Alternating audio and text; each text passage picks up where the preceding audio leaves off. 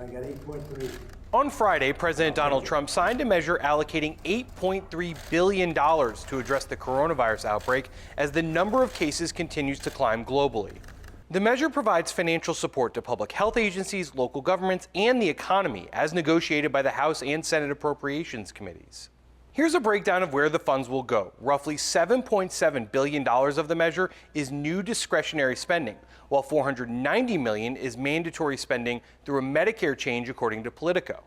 Of the $8.3 billion, $1.3 billion is for fighting the virus on a global level. Around $2.2 billion of the measure is for assisting federal, state, and local governments in preparing and responding to the virus. Funds from the measure will also be used for developing a vaccine and payment support for telehealth. The measure comes as the global economy has taken a hit from the outbreak and as governments around the world scramble to get more testing kits out.